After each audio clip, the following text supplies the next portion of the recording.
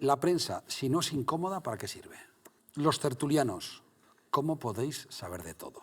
¿Qué tres cosas comunica bien hoy el gobierno y qué tres cosas hace mal? Con apellido que suena a la transición, Juan Fernández Miranda, sobrino nieto de Torcuato Fernández Miranda, es un periodista y escritor que ha crecido muy rápido en la profesión. Domina todos los soportes: agencia, televisión, radio y ahora prensa. Fue adjunto al director en el diario ABC y ahora ejerce esa misma función en el diario El Confidencial. Un rostro conocido en las tertulias de muchos medios. Juan es un periodista equilibrado, valiente y que no rehúye ninguna pregunta por comprometida que sea. ¿Qué tal, Juan? Bien, ¿y tú? Bienvenido. Muchas gracias. No sabes qué ilusión me hace que estés hoy aquí, porque sabes que te he perseguido y te haces de rogar, No, pero al final... No tanto, Qué bien. no tanto. Bueno, sabes que esto es el nivel 256, de lo que vamos a hablar es de comunicación, y tú de eso sabes mucho, y lo haremos, digamos, de una forma escalonada, y es, primero vamos a hablar quién es Juan, para que la gente que no te conozca, o el que te conozca, quizá darle una información sobre ti que antes no hayas dado. Bien. Luego hablaremos de tu trabajo como periodista, la parte más profesional, y después nos meteremos en la parte de la comunicación, ¿vale? Que también de eso hablaremos porque tienes mucho que contarnos, ¿vale? Bueno. Recuerda que el formato es un formato con ritmo, en el cual yo voy a estar con este reloj y voy a estar midiendo que ninguna de tus respuestas exceda de los 2 minutos. Perfecto. Tú, que eres un gran periodista y dominas la técnica, sabes que la síntesis es una de las grandes virtudes y tú la tienes y en exceso, con lo cual seguro que en ningún momento te llamará la atención. No me hagas la pelota, venga. Dispara. Vamos a ello. Vamos a ello. Si le pregunto a alguien que te quiere, como por ejemplo tu madre, ¿quién eres? ¿Cómo te definiría? Mi madre diría que soy un optimista, lo cual es una gran virtud, porque me levanto cada día, ella lo dice así, y creo que diría que soy una persona inquieta, curiosa, y yo creo que diría que soy una buena persona. Y constante, siempre lo dice. De mí tienes la constancia. Ah, o sea, esa es la herencia que te da ella. Bueno, yo tengo una madre que en el 99% de las cosas las atribuye a los genes, y yo discuto mucho con ella, porque le digo, hombre, algo tendré de mérito yo, ¿no?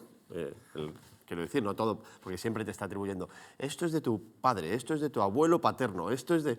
Yo siempre digo, hombre, algún mérito tendremos los demás.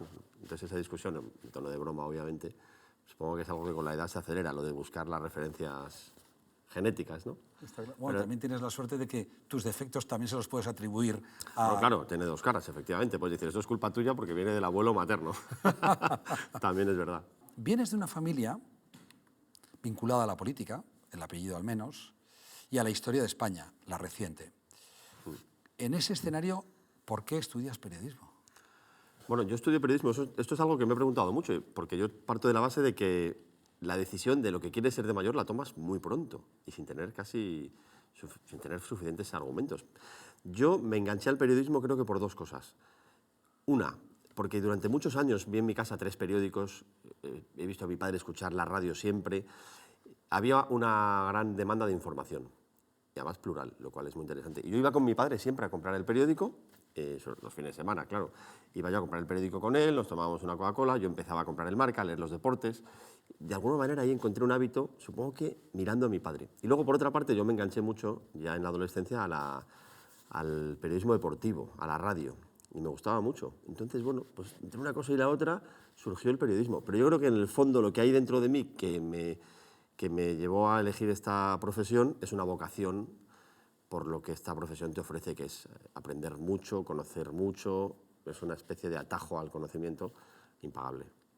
Aunque naciste en Madrid, entiendo que Asturias todavía te acompaña en tu vida, es parte de tu historia. Sin duda. Yo nací en Madrid, mis hermanos y yo somos los únicos de toda la familia que hemos nacido en Madrid, hasta mi generación, mis padres y hacia arriba, todos asturianos, mis primos, mis tíos, todos asturianos, y nosotros somos los primeros porque mis padres, aunque llegaron a estudiar la carrera en Oviedo, ya vinieron a hacer el doctorado y a trabajar a Madrid. Entonces la familia nace, los niños, los hijos, mis hermanos, nacemos en Madrid.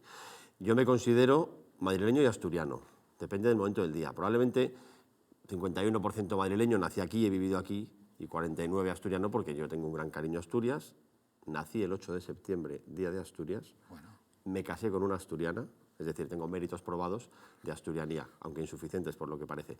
De manera que yo siempre digo a modo de broma que donde yo me siento realmente cómodo es en el centro asturiano de Madrid, que está en la calle Farmacia y se come muy bien, por cierto.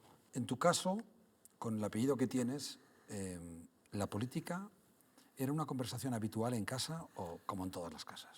La figura de mi tío abuelo, de Torcuato Fernández Miranda, está muy presente en casa, por doble vía además, por mi padre y por mi madre. De manera que la transición es algo que se vive, la política se mira desde su figura, pero él murió en el 80, yo nací en el 79, por lo tanto es algo que está en el recuerdo. Pero la transición siempre estuvo presente en las conversaciones y mis padres siempre lo han defendido mucho. Pero de política pura y dura, de una forma ideológica, se hablaba muy poco. Yo no sabía, nunca supe a quién votaban mis padres, jamás me lo pregunté. No había una traslación ideológica a los hijos, había traslación de valores y de forma de ser, de forma de actuar, pero no había un debate político permanente en casa. Es decir, yo eso lo replico en mi casa. Creo que es importante que no se trasladen obsesiones ideológicas, ni en positivo ni en negativo, ideas a los hijos. Se enseña a través de la forma de ser, de pensar y de actuar, se trasladan, se transmiten valores, pero no se imponen ideas. ¿Qué peaje personal, estamos en la parte personal, tiene dedicarse tantos años a la información política? Peaje personal. Bueno, eso ya tiene un componente negativo. Si es que lo tiene, que igual no lo A tiene. ver, la parte negativa de mi profesión o del espacio en el que yo me muevo dentro de mi profesión, que es mucho más grande, es que la información es muy demandante, tienes que estar permanentemente, 24 horas al día activado. Recuerdo un profesor en primero de carrera que se sentó toda la clase hablando, primero de carrera, primer día de clase. Sacó la silla de la tarima, la puso en medio, se quedó sentado hasta que todo el mundo se... El tío callado, bajó el ruido y dijo: «Os vais a divorciar».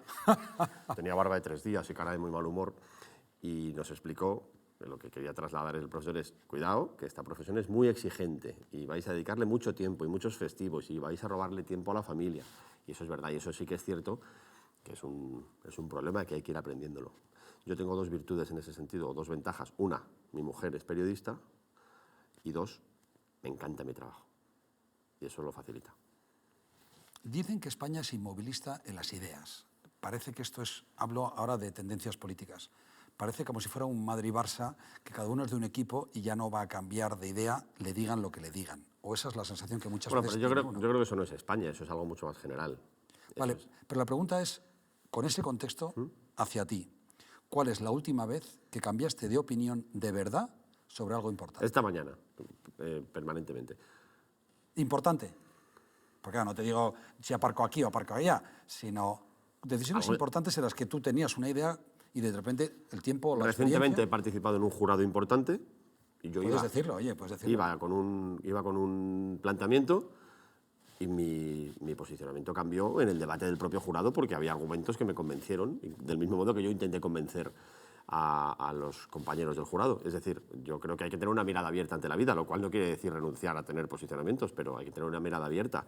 A lo largo de la vida he cambiado de opinión en muchísimas ocasiones. Yo creo que cambiar de opinión es una demostración de inteligencia, tener la capacidad de cambiar de opinión, no ser una persona sectaria y dogmática. Pero como decía mi tío abuelo Torcuato, cuando lo entrevistaron y era ya uno de los próceres de la transición, pero venía del franquismo, dijo: «Claro que he cambiado, pero las raíces éticas son las mismas». Por lo tanto, se puede cambiar de opinión sin traicionarse uno mismo. Es más, yo creo que exactamente es lo contrario. Tener esa capacidad es una demostración de inteligencia. Sin duda. Lo que no sé si hay mucha alrededor. Probablemente falte algo de inteligencia porque yo entiendo que es más cómodo estar instalado en un sitio y no moverte, ¿no? Y no escuchar. Es que escuchar requiere esfuerzo. ¿Qué parte de ti no vemos ni en las tertulias, ni en tus artículos, ni en tus libros? Bueno, yo en mi faceta pública intento trasladar una imagen que es muy, o sea, que es real, que es: yo intento siempre ser una persona de consenso, intento ser moderado, estoy dispuesto a dejarme convencer, estoy dispuesto a perder un debate a cambio de ganar otro, o quiero decir, negociar, en fin, tener una búsqueda de consenso como planteamiento general. Y eso yo creo que se traslada, al menos es lo que yo percibo. A veces hay gente que me lo reprocha como falta de como se suele decir, más caña, y otros me lo reconocen como educación o capacidad de escucha o de diálogo o tolerancia. En esa imagen pública, pues yo creo que se pierde, bueno, pues a lo mejor se pierde un poco mi espontaneidad cuando estoy con amigos, ¿no? Yo soy una persona muy espontánea, intento ser divertida, me gusta reírme, intento pasármelo bien, me gusta ser vacilón. Y eso, bueno, supongo que en el planteamiento profesional pues es más complicado. Aunque, bueno, de vez en cuando algún guiño suelto. Hoy puedes hacer los que quieras. ¿Sabes? Vale. Oye, vamos a terminar la parte personal. Solamente te quiero preguntar por tu afición al running. ¿Cómo vas? Bueno, pues mal porque tengo poco tiempo, la verdad. Es un anhelo, es como... yo persigo al running, pero el running corre más rápido que yo. Es difícil. Pero me gusta porque es un deporte que es agradecido, es bonito, recorres tu ciudad. Yo conozco Madrid corriendo. No tiene nada que ver con Madrid en coche o en autobús, o por supuesto en metro. Madrid corriendo es muy agradable y ya por supuesto si sales por el campo pues mucho mejor. Pero es un deporte en el que eres tú contra ti mismo, es un deporte que sales de casa y ya estás corriendo y acabas cuando llegas, no hay tránsitos, no hay espacios muertos y a mí me gusta mucho, la verdad. Voy viendo con el tiempo cómo me voy haciendo mayor, pero mantengo el espíritu y la verdad es que lo disfruto. Muy bien, vamos al bloque más ya profesional. Vamos a entrar Bien. al tajo, ¿no?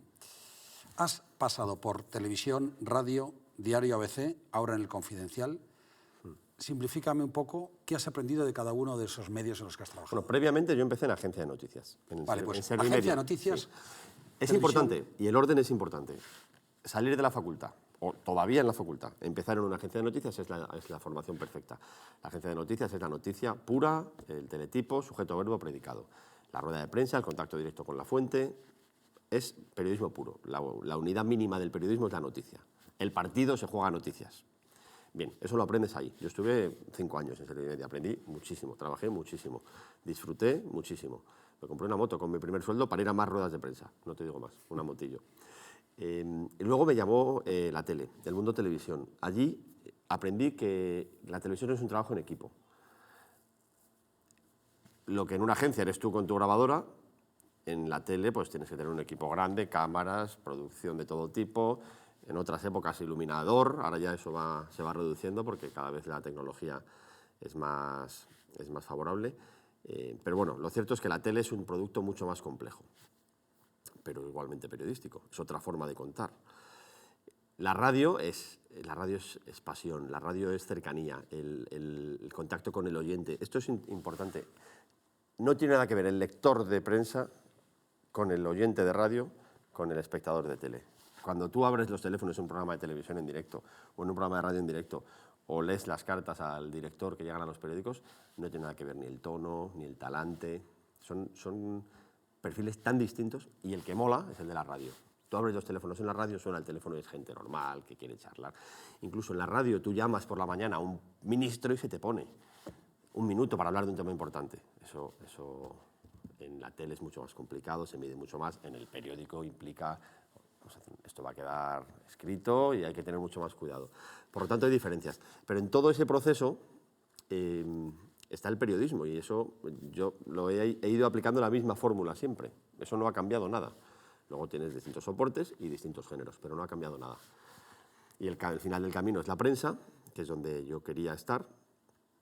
Yo en la facultad decía, a mí la tele no me interesa. Pues toma, 5 años estuve en la tele y disfruté muchísimo. Disfruté muchísimo y aprendí mucho. Y de la tele me gustan los formatos largos, más que los cortos. Pero yo quería trabajar en un periódico.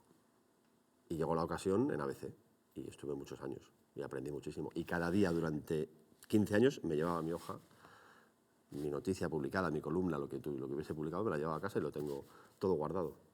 No archivado, que eso habrá que hacerlo, pero todo guardado. O sea, que es algo que para mí es muy importante. Haber escrito en un periódico me parece muy importante. Me siento muy orgulloso. Y es mucho más de lo que yo habría anhelado en la vida. Es la primera vez que tengo que llamarle al orden. Perdón, es que no lo veo. Ah, bueno, ¿quieres verlo? No, bueno, es que sí. te va a estresar. Pero bueno, No, yo no sí me que esto estresa, lo pero enseño. si lo veo no me paso, te lo garantizo. Ah, vale, ok. Pues vamos a compartirlo. Venga. Tú has hecho periodismo de investigación y has trabajado con información sensible. Sí. Ese periodismo de investigación, realmente, y no me digas que de todo un poco, ¿de dónde nace más? ¿De talento, de paciencia o de un buen chivatazo?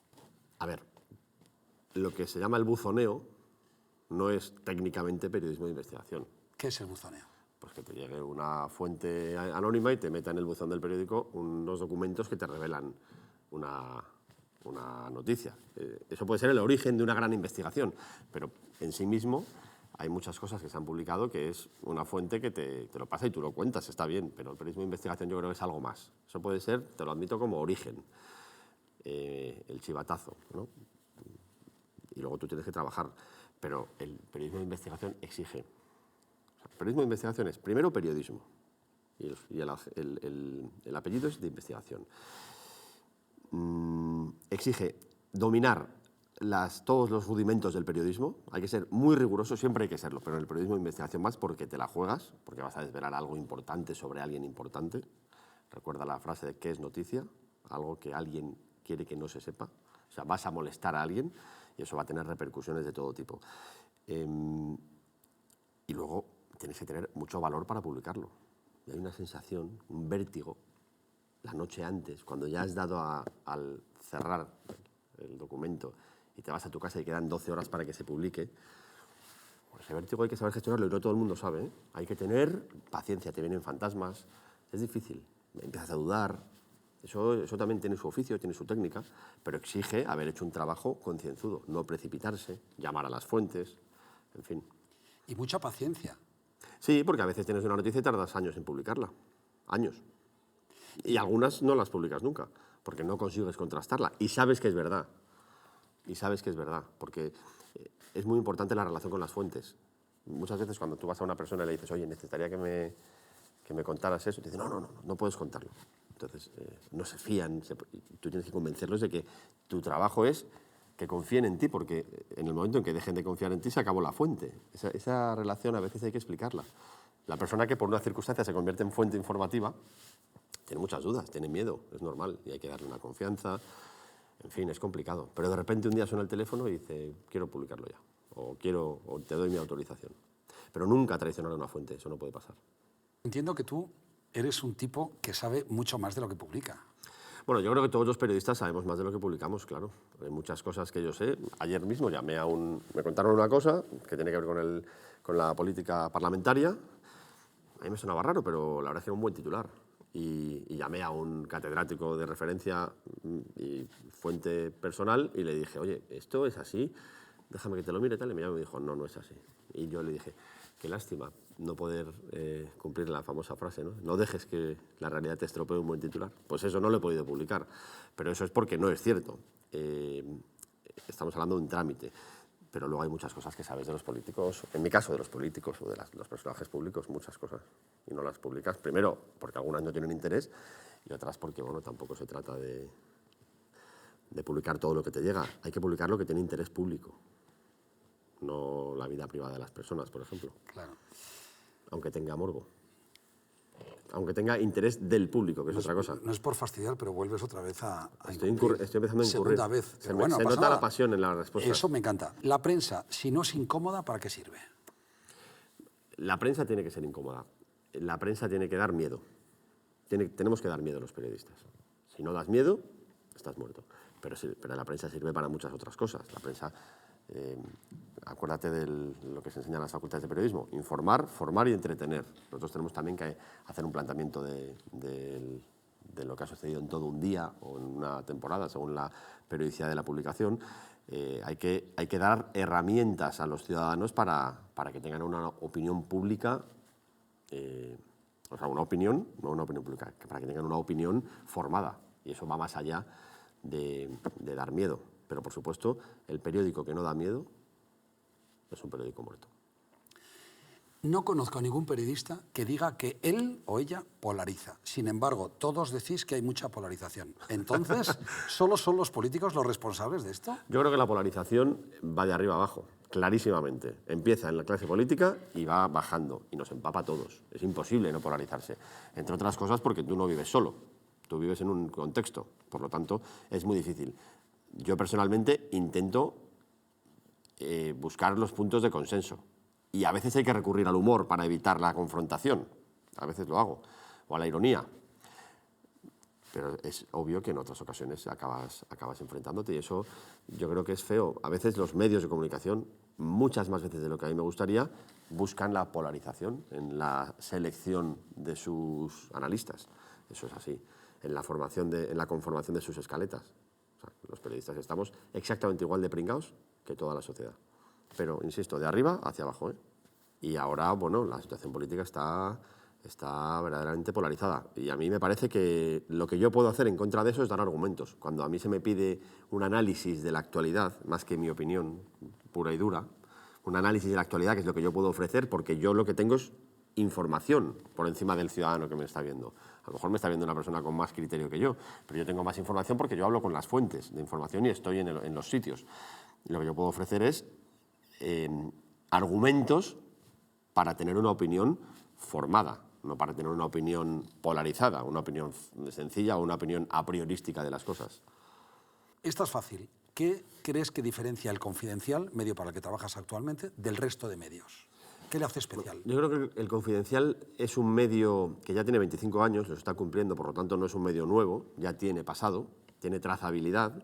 Es un medio que ha destacado por ser editorialmente muy neutral, incluso muy neutro, muy abierto, por acoger opiniones discrepantes, por apostar por la información y el análisis, que es un tema muy importante. Son dos temas muy importantes. La información es evidente, ya te lo he dicho, el partido se juega noticias, esto es así.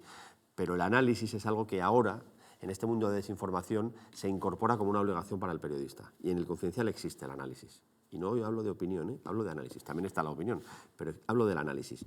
Es decir, ayudar al ciudadano de una forma honesta a interpretar los datos que tú le ofreces en una información. Esto es importante. Yo creo que no tanto hace unas décadas como ahora. Porque ahora ya no solo tienes que informar, es que tienes que evitar la desinformación. Y para eso yo creo que el periodista, desde su posición de privilegio, y siempre, insisto mucho, basándose en un rigor de la técnica de la profesión, tiene que ayudar al lector. Y el Confidencial ha destacado siempre, y yo he venido aquí hace no mucho, por lo tanto puedo decirlo todavía como un recién llegado, ha destacado por ser un medio de comunicación abierto, plural, muy riguroso en la información, muy valiente en la información política, en la información empresarial, si quieres hablamos de eso, y luego con capacidad de análisis. En el Confidencial prima la información propia, por encima de todos. Todos los medios te lo dirán, pero no es así. Y es verdad que el Confidencial es el medio que tú abres por la mañana y no sabes qué va a haber. No lo sabes. En otros medios puedes hacer apuestas y ganarlas con más facilidad. De manera que sí, esa sensación de imprevisibilidad es una virtud periodística, sin lugar a dudas, y muchas fuentes lo dicen. Y yo he notado al llegar al Confi que es un medio con una influencia enorme. Incluso me da la sensación de que las firmas tienen más peso específico que en otros medios. Hace falta cabeceras fuertes que protejan a sus redacciones. En las redacciones hace falta periodistas con personalidad y hace falta directores que promocionen a sus periodistas. Porque el periodismo, el producto final, sea el soporte, el formato que sea, el producto final es una suma de trabajos que conforman, y ese es el trabajo del director, que conforman un conjunto. Pero es importante que brillen muchas voces a la vez. Y eso no pasa en tantos medios. En el Confi pasa muchísimo. Hay muchas voces diversas en distintos sectores, muy especializadas, que brillan. Y eso es una virtud porque al final el lector encuentra una oferta informativa muy interesante. Si tú no tienes independencia en tu cuenta de explotación, ¿cómo vas a tener independencia frente a propuestas deshonestas del mundo empresarial o del mundo político en tu medio? Precisamente por eso es tan importante las grandes cabeceras, porque las grandes cabeceras, que tienen unas fuentes de financiación diversificadas, tienen un músculo financiero, son capaces de aguantar presiones. Yo lo he vivido, publicar un tema y campaña de publicidad afuera. Eso ha pasado y seguirá pasando. ¿Y el director no recibe una llamada del...? Hombre, claro. En esas reuniones suele estar también el CEO. Cuando llega ese momento, claro, porque ya no estás hablando de quien toma la última decisión, que es el director, pero el CEO, pues evidentemente está viendo su cuenta de resultados, ¿no? Que es lo que a él le preocupa.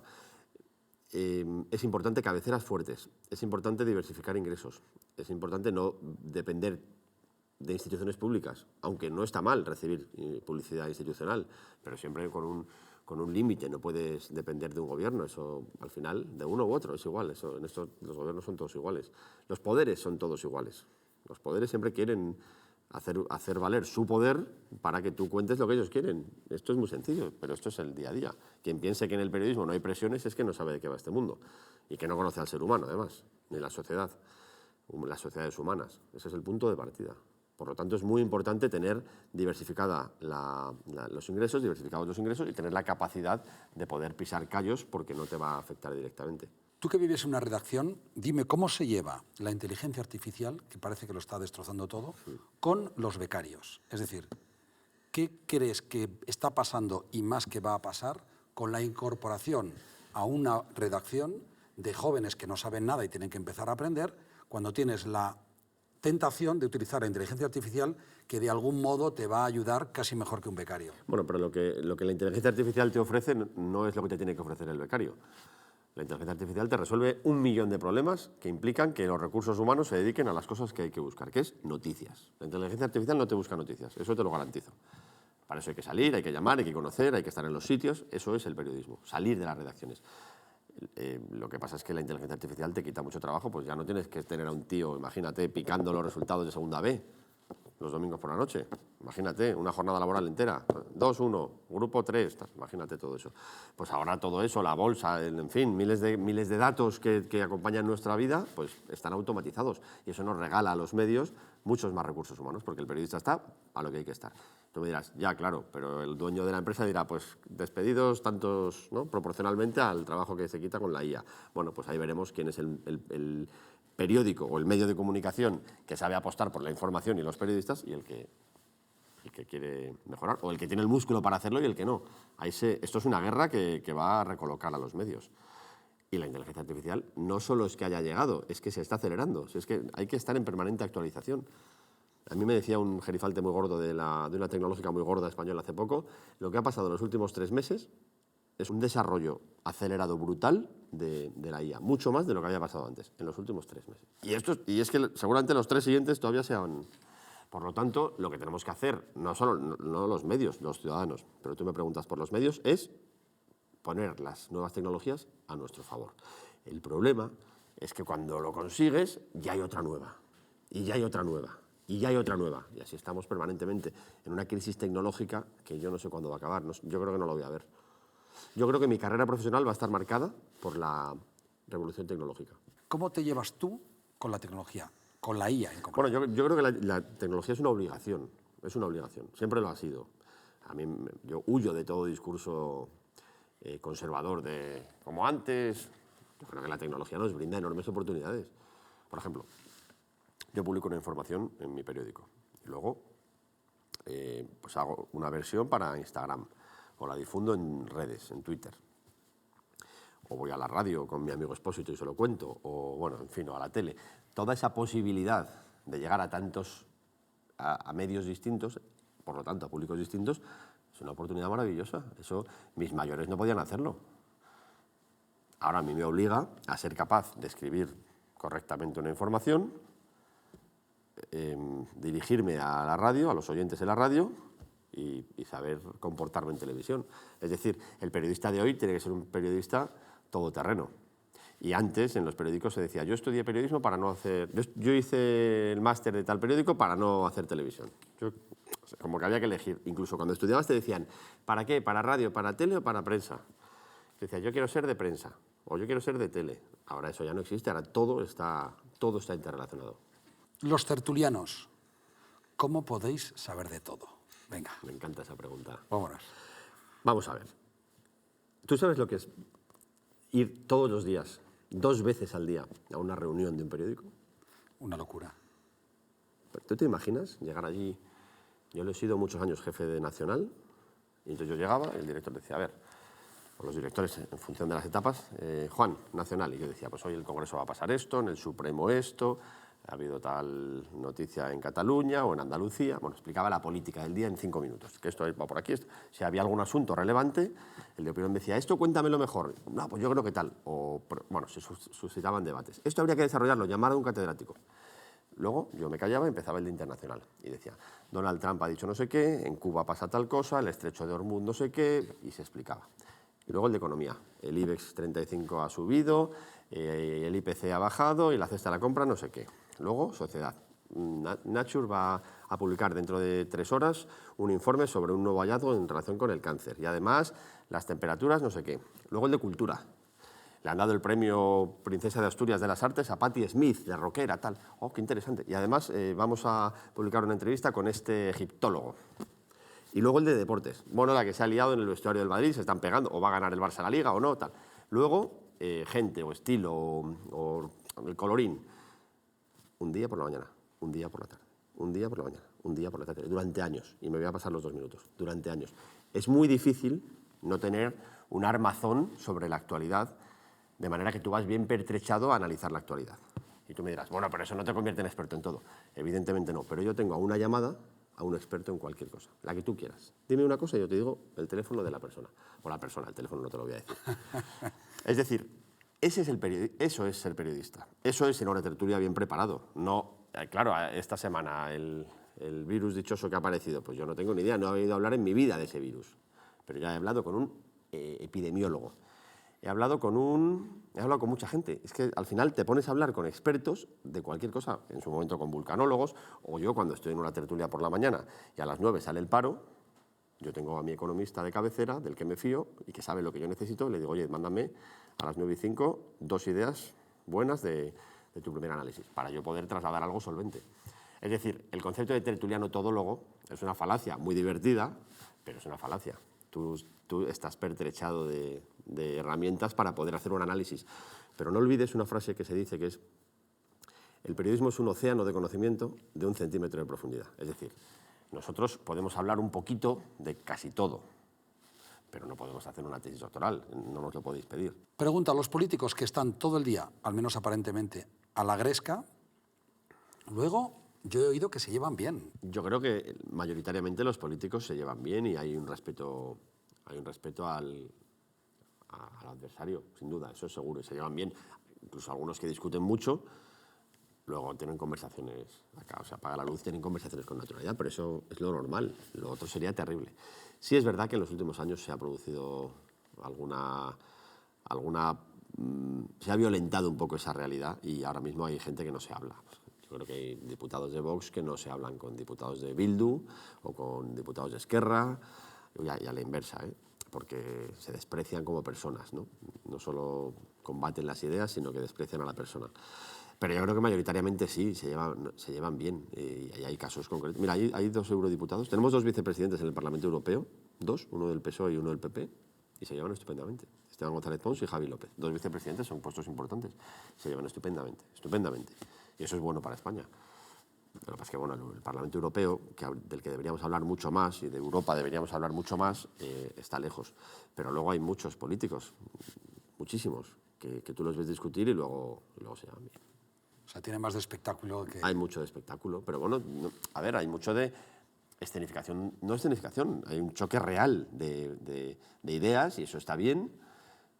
Eso no solo está bien, es que es fundamental, porque de ahí sale lo bueno, ¿no? De la alternancia, del choque de ideas, de la conversación, en fin, de la capacidad de escuchar al otro. Y hay choques muy bruscos o muy broncos que luego, cuando acaba el debate, se respetan, no tienen por qué llevarse mal o se toman un café. Eso no es tanto las personas como las estrategias de los partidos, lo que llevan a que el ciudadano perciba que son incompatibles. Vamos a la parte última, que es ya la más pura de comunicación, ¿vale? Pero que en tu caso, claro, obviamente va vinculada a los medios, ¿no? Sí. Tú, que observas cada día el poder, ¿vale? Sobre todo el Los poderes, sí. Sí, los poderes. ¿Qué 3 cosas comunica bien hoy el gobierno y qué 3 cosas hace mal? O dime 2. Yo creo que el gobierno es una inmensa máquina de comunicación, inmensa, engrasadísima, en general. Funciona muy bien, se nota quién manda. Los ministros son soldados al servicio de lo que dice la Secretaría de Estado de Comunicación y eso funciona como un reloj. El problema es que es una estrategia, para mí, demasiado partidista y entonces deja de ser honesta. Eso sin lugar a dudas. Fallo para mí de esa estrategia de comunicación: no van o van muy poco a los sitios donde esperan ser criticados. Error que no cometía Zapatero, por ejemplo. Zapatero iba siempre a los sitios críticos. Él pensaba, y es verdad, ahí es donde gano votantes, ahí es donde no los tengo, donde hay una masa de ciudadanos que no me votan, a los que podré convencer con mis argumentos. Podrán escucharme. En cambio, este gobierno es muy sectario, muy sectario. Yo la última entrevista que le hice a Pedro Sánchez fue siendo candidato, en el 16. Y luego, nunca más. ¿Y por qué? Bueno, pues porque he trabajado en medios que han publicado informaciones ciertas que le han hecho daño. La tesis en ABC y el caso Begoña en el Confidencial. Por lo tanto, el sectarismo se impone.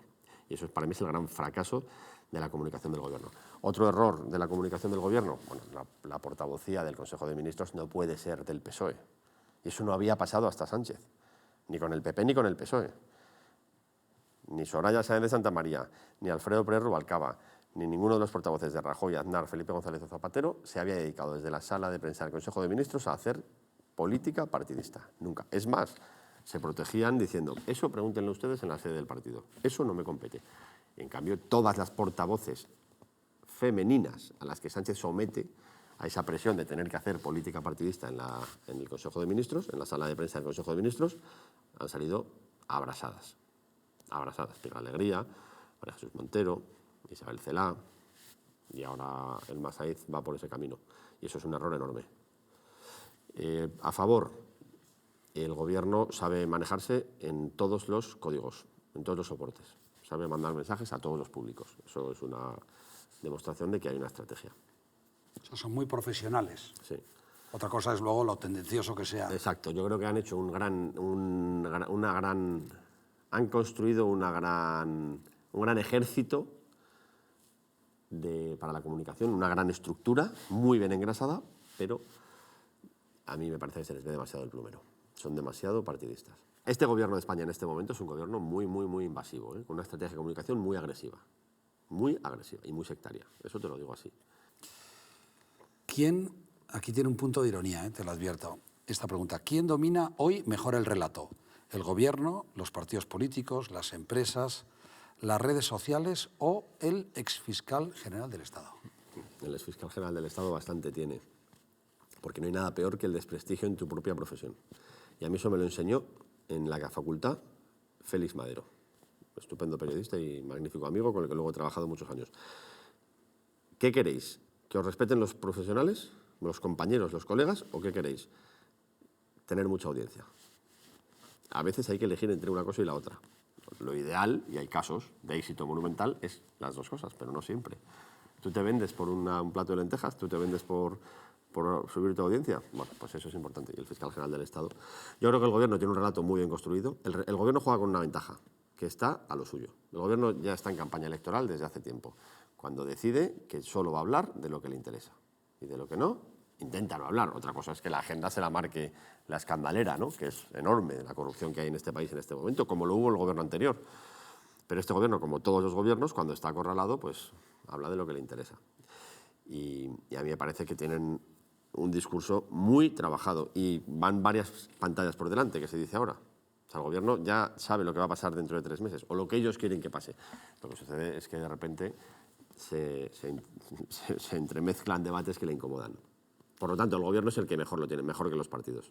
Dime 3 políticos españoles que comuniquen bien y por qué. ¿En ejercicio? Sí. Bueno, lo que tú quieras, ¿no? Bueno, es que yo creo que comunicaba de una forma espectacular Adolfo Suárez, innovadora.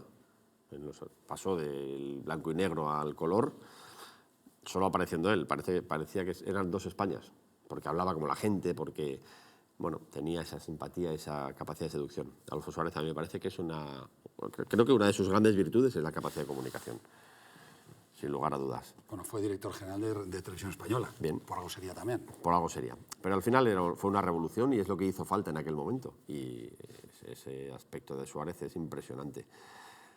Hoy en día, políticos... El problema que tienen los políticos ahora es que están tan marcados por sus gabinetes de comunicación que a veces están muy encorsetados, demasiado. Y eso es difícil. Claro, tú escuchas, por ejemplo, hablar a Alfredo Pérez Rubalcaba, es que era capaz de convencerte. Y luego tenía sus lados oscuros. Pero era capaz de convencerte, tenía una enorme capacidad de comunicación. Felipe González también la tenía. Aznar, en cambio, no. Rajoy tampoco. Fíjate, aquí estoy haciendo una diferenciación entre izquierda y derecha casual. Pero los políticos que hay ahora, a mí me parece que, mira, yo creo que comunica bien Comunica bien Borja Semper, porque yo creo que es natural, transmite. Rufián comunica bien. Rufián además ha aprendido, porque cuando llegó era muy bruto, cuando llegó a Madrid era muy bruto y ahora se ha sofisticado muchísimo, muchísimo en los mensajes. Tiene un pie en el populismo, es evidente, pero sabe comunicar. Es indiscutible que sabe comunicar. En el Congreso tú, cuando coge la palabra a él, dices, aquí algo va a pasar. Cayetano Álvarez de Toledo. Cayetano Álvarez de Toledo tiene una capacidad de comunicación. Es verdad que a veces parece muy altiva, pero no sobra ni falta una palabra en sus expresiones, en sus mensajes, y es muy buena.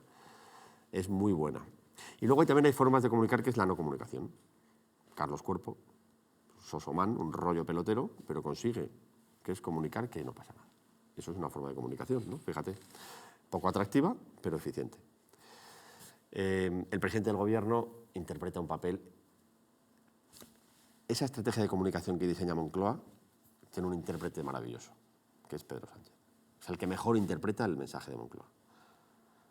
Hasta cuando se ríe del líder de la oposición, que a mí me parece que es una actitud deplorable en un presidente del gobierno. Pero la interpretación que hace de cómo cuenta las cosas, la mitad serán verdad, la otra mitad no, otra medias verdades, pero lo interpreta muy bien porque es su estrategia de comunicación y se nota.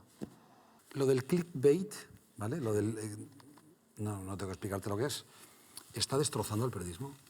Bueno, vivimos en un debate muy intenso en los medios, en los periódicos, desde hace años, que es una batalla entre el clickbait, es decir, conseguir clics a toda costa, cuantos más lectores mejor, o el suscriptor, que es el lector de élite, ¿no? El que está dispuesto a pagar por leer una buena información. Y son dos mundos muy enfrentados, muy distintos, pero que comparten algún espacio. Yo creo que nosotros, los periódicos, tenemos que ir al suscriptor, porque tenemos que conseguir que nuestro negocio sea solvente por sí mismo. Y es verdad que el clickbait es la consecuencia de un momento en el que se pensó que la publicidad era maravillosa, llegaba un maná inmenso que se iba a medir por número de clics, cuánta gente entra en las noticias, cuánto tiempo permanece esa persona en tu noticia, cuánto tiempo permanece en tu medio porque de tu noticia salta otra noticia de tu propio medio. Todos esos elementos que son importantes, cuando solo se mide desde el criterio del clic, pues al final atacan al periodismo, atacan a la calidad del periodismo. Por ejemplo, noticia clickbait por antonomasia. ¿Dónde se puede ver el Madrid-Barça del próximo domingo? Entonces tú puedes poner esa pregunta para enterarte, no sabes si es a las 7 o a las 9, o en tal cadena o en tal otra. Entonces tú le das, entras en la noticia, y párrafos, y en el séptimo párrafo al final pone, y es a las 9 en Televisión Española. Y dices tú, hombre, claro, eso que busca, enganchar al lector y estar ahí dándole a la ruedita del ratón hasta llegar abajo, ¿no? En la pantalla. Eso es clickbait. Eso es engañar. Eso no es periodismo. ¿No? Eso sí es una especie de engaño, pero eso no es periodismo. Es una información de servicio público que, bueno, pero eso te supone un caso extremo que afecta. Y eso ha condicionado la forma de escribir. La forma de escribir en los periódicos. Tú antes empezabas a escribir, y tiene que ser así, esta es la norma clásica, empiezas por lo más importante, luego lo segundo más importante, luego lo tercero más importante y luego lo cuarto más importante, lo que se llama la pirámide. De arriba abajo. ¿Por qué? Porque si había que cortar, porque los periódicos en papel tenían espacios limitados, si había que cortar, que se quedara lo menos importante fuera, ¿no? Bien, ahora es como intentar hacer una introducción que dé lugar a un segundo párrafo en el que se desarrolla un planteamiento y al final en el cuarto párrafo cuentas. Bueno, eso no está bien. Y los titulares, como son algunos. Bueno, por supuesto, los titulares tendenciosos, pero eso ha sido siempre, ¿eh? Prensa amarilla ha habido siempre. Sí, pero no la seria. O sea, el problema está en que Bueno. lo que era la prensa sólida y la seria se ha contagiado de vicios de la prensa que era otro tipo. Probablemente por el clickbait. Pero luego está el suscriptor. Y esto vuelve a correr. Está el suscriptor, es decir, al ciudadano que quiere estar informado. Se dice, frase típica, los periódicos ya no los lee nadie. ¿Cómo que no? Los lee mucha más gente que antes. Mucha más gente que antes. Un periódico, en la época en la que yo iba con mi padre al kiosco con 10 años, lo comprarían el mejor día del año en España, un domingo, 2 millones de personas, imagínate, de 38 que había entonces, cuando yo estudiaba. O sea, 2 millones frente a 38. Ahora, ¿quién no a lo largo del día en su móvil ha leído alguna información? Habrá llegado por Twitter, por Facebook, por Insta, por TikTok, por como quieras, pero al final llega a nuestros contenidos, de manera que al final nuestros lectores son muchos mayores. Antes el periodismo en papel, digamos, el periodismo serio era la parte central del plato y ahora es todo el plato. Porque, claro, en el año 84 no habría una noticia de un programa de televisión de éxito en los periódicos, ¿no? Ahora hay muchísima más información porque hay muchísima más demanda de información, porque hay muchísima más gente informándose. Pero claro, eso te obliga a buscar esa élite, la élite que quiere estar informada, que quiere tener opinión, que quiere leer editoriales. Esa élite sigue siendo la misma en términos porcentuales, estoy seguro. Será más gente porque España tiene más ciudadanos, pero da igual, esto es aplicable a todos los países. Nosotros tenemos que convencer a esas élites para que se suscriban, para que paguen por su periódico, porque es importante pagar por la información. Sí, pero el matiz es que antes o pagabas o no te informabas. Claro. Ahora puedes informarte gratis. Claro, es una pequeña competencia de aquella manera. Es verdad, pero tú puedes informarte gratis, pero te estás metiendo en un espacio que está plagado de desinformación. Cierto. Por lo tanto, si tú te quieres informar bien, tienes que hacer un ejercicio práctico de pensar cómo te quieres informar. A lo mejor hace 30 años había una tele, una radio y 3 periódicos, pues era más sencillo. También había menos competencia, por lo tanto era peor. Pero ahora tienes que combatir la desinformación que te llega por 1000 sitios, especialmente las redes, teniendo tus referentes, que pueden ser una cabecera, otra, 2, competir, un tiempo una, un tiempo otra, periodistas concretos, que es importante también la marca del periodista individual. Es decir, ahora el ciudadano debe hacer un ejercicio práctico para informarse, porque si no es muy fácil estar desinformado. ¿Quién marca, me dirás que todos un poco, pero quién marca más la agenda informativa del día? ¿Los gobiernos, los medios o las redes sociales? Yo creo que los gobiernos en general intentan marcar. Son el actor más importante en marcar la agenda. Lo que pasa es que no siempre lo consiguen. Pero una de las funciones de la Secretaría de Estado de Comunicación de cualquier gobierno es intentar que se hable de lo que a él le interesa. Si tú has conseguido que se hable de lo que a ti te interesa, ya has ganado el debate. Y luego ya habrá gente que diga que bien y gente que mal, pero están hablando de lo que tú quieres. Eso es primero de comunicación. Los medios hemos perdido influencia. Los medios individualmente hemos perdido influencia respecto a los medios hace 30 o 40 años. Eso es indiscutible. Probablemente porque hay muchos más medios. Pero el conjunto de los medios sigue teniendo mucha importancia. Y al final, los asuntos de los que se habla tienen mucho que ver con lo que publican, la información exclusiva que va publicando cada medio. Eso sigue funcionando así. Al final, los medios influyentes son los medios que se diferencian publicando información y marcando la agenda. Entonces, al final, los medios son muy incómodos para el gobierno porque son los principales actores que impiden que se hable de lo que ellos quieren. Más luego, el azar, que de repente hay un terremoto, pues se habla del terremoto. Y eso acaba con todo. Pero los medios elegimos muy bien cuando publicamos nuestras exclusivas. Si tú sabes que mañana va a haber una notición por algo previsto, no sé, declara Ábalos en el Supremo. Ese día va a ser el tema del día, no vas a tú publicar una información exclusiva que va a quedar sepultada. Por lo tanto, el principal actor en el control de la agenda es el gobierno, que se dedica, en concreto, los gobiernos en general, pero el gobierno de España en particular. Mucho, se preocupa mucho de marcar la agenda. Y el principal problema es la competencia que le hacen los medios, claro, y eso tiene que ser así. ¿Y las redes sociales? Porque mucha gente te dice, esto lo sé, lo he visto en Twitter. No, en Twitter, pero ¿de quién es la información? Es decir, la autoría, el vínculo que hay a veces entre lo que uno lee y quién es el dueño de esa información, muchas veces tú andas por la calle y la gente cree que es Twitter quien se lo está contando. Sí, ¿no? Esto es comunicación pura.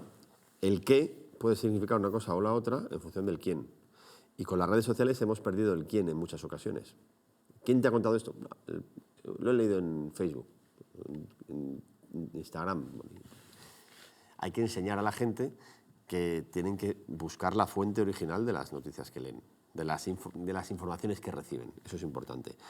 Las redes sociales generan olas, eso es verdad. Los medios le hemos dado demasiada importancia en algunas ocasiones, porque claro, de repente tú estás trabajando en un mundo sin internet y de repente te aparece un fenómeno como Twitter y los políticos empiezan a usar Twitter para saltarse a los periodistas y de repente pues le das una importancia fundamental.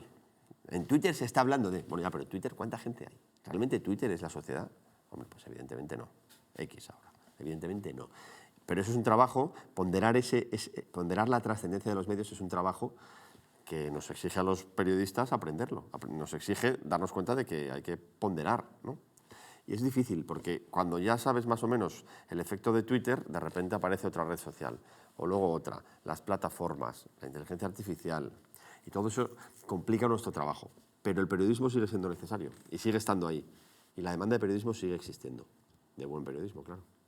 Cuando tú vas a una tertulia, que vas a varias, Televisión Española, La Sexta, COPE, Antena 3. Antena 3, ¿notas que la línea editorial de ese medio es distinto? Las líneas editoriales son distintas, afortunadamente. Los medios de comunicación tienen que tener líneas editoriales. Los medios de comunicación tienen que tener líneas editoriales identificables por el lector, el espectador o el oyente. Me parece esencial. Esto es muy anglosajón. Los medios anglosajones se definen. Yo he trabajado en ABC muchos años, ABC se define. Eso es un valor, porque le estás diciendo al lector que ese qué que va a leer te lo dice un quién, que es un periódico que ve el mundo de esta manera.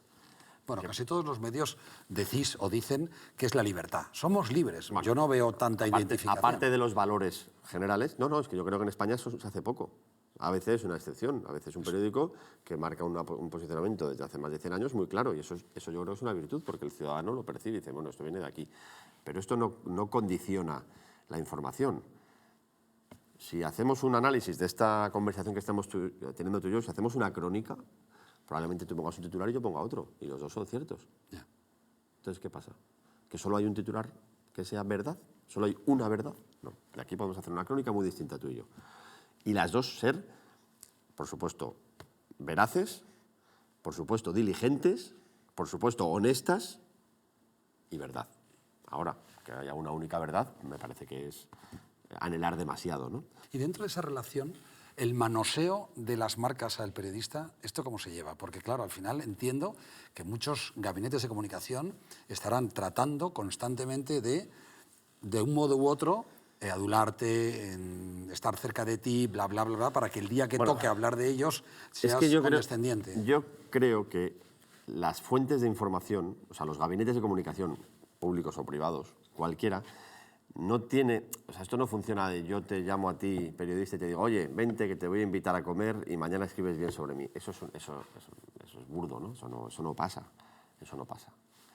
Otra cuestión es que un buen director de comunicación de una empresa y su equipo de comunicación tiene que conocer a los periodistas, tener una relación de confianza, para el día que llegue el problema poder tratarlo en un entorno de confianza, aunque te vayan a dar un palo. Eso pasa. Entonces yo creo que el estrechar el trato con los periodistas forma parte de una buena estrategia de comunicación. Si tú ese trabajo lo has hecho y tienes ese portfolio de todos los periodistas a los que has trabajado, a los que les has dado información, las empresas tienen muchísimas cosas por contar que no cuentan, por miedo, por conservadurismo, por lo que sea. Contadlo, darles oportunidades. Tráetelo a la fábrica, que la vea, que haga un reportaje. Hay 1000 historias que hacer. Enséñale a tus expertos, pónselos en suerte. Y el día que ese periodista te vaya a dar un palo, te lo va a dar. O sea, el día que el periodista tenga una información que te afecta, te aseguro que te lo va a dar. Bueno, si tú tienes la relación con él, pues a lo mejor no lo vas a evitar, pero lo haces de otra manera, o te atiende mejor, o sabe llamarte para que tú le des la respuesta que contextualiza mejor esa información que a ti te viene mal. Yo creo que ese es el trabajo de un gabinete de comunicación. Pero eso se hace poco, Juan. Bueno, pero es que eso es lo que hay que hacer. Los buenos gabinetes de comunicación lo hacen. ¿Coincides que es una asignatura pendiente? Yo creo que es una... O sea, yo creo que hay gabinetes de comunicación que lo hacen muy bien. Hay universidades que lo hacen muy bien. Alguna tiene incluso un cuadernillo de expertos por temas. Y te lo mandan anualmente. Pero sí, yo creo que la comunicación, por supuesto, hay que profundizar muchísimo todavía en ella, muchísimo. Porque además el mundo es cada vez más comunicación. Estamos terminando, y no es una broma, no es lo típico, que estamos terminando y luego no terminamos, no, estamos terminando de verdad. ¿Hay motivos para el optimismo en el periodismo y en el debate público? Dime que sí, pero dime por qué. Te digo que sí, y te digo porque el periodismo va a vivir una nueva edad dorada, porque es más importante que nunca, porque las nuevas tecnologías nos dan una gran oportunidad, porque necesitamos buenos periodistas y buenos medios de comunicación, buen periodismo, para frenar la desinformación, y porque esa oportunidad está delante de nuestros ojos. La amenaza es grande, pero yo soy optimista. Esta es la última. Tú que te pasas el día haciendo preguntas, dime cómo te has sentido hoy respondiéndolas. Bien, es divertido. No, me ha gustado, pero es que me has hecho preguntas sobre mí, sobre mi profesión y sobre la comunicación, que no deja de ser mi profesión. Por lo tanto, como ya te he dicho varias veces a lo largo de la entrevista, como me encanta mi trabajo, me encanta. Yo disfruto mucho haciendo mi trabajo. El domingo voy a tener que escribir un tema por la mañana, este domingo, porque no lo voy a poder tener antes. Y no me importa. Y es domingo. Me gustaría más estar haciendo lo que se hace los domingos, ¿no? Pero, bueno, pues voy a publicar un tema que está bien y lo tengo que hacer el domingo. Pues encantado. Es decir, me he sentido muy cómodo porque me gusta hablar de lo mío. Aunque, bueno, preguntas bien. Y mucho. Muchas gracias. Bueno, como venir, que tú hayas venido hoy a mí es un regalo, yo te doy lo poco que tengo, que es... Yo no tengo ningún premio de los tuyos, solamente tengo un pequeño libro que yo tengo escribí solo uno y es muy hablando de comunicación y que te regalo, en fin, por si algún día de insomnio... Me parece... Es verdad que es una comunicación más en la parte no tanto periodística, sino más en la corporativa, más en la de marcas, que tal. Bueno, pero es muy importante. toca todos los Pues pasos. te lo agradezco y lo leeré porque ya te he dicho que tengo que formarme más en este tipo de cosas porque al final nunca se sabe. Nunca se sabe. Pero bueno, interesante, ya sabía que habías escrito este libro. Bueno, vamos a terminar como hemos empezado, que es dándonos la mano, porque ha sido un gustazo tenerte. Y Gracias. este juego, en lugar de ajedrez con fichas, ha sido con palabras, pero ha sido todo un lujazo. El lujo ha sido mío. Gracias, Gonzalo. Gracias, Juan.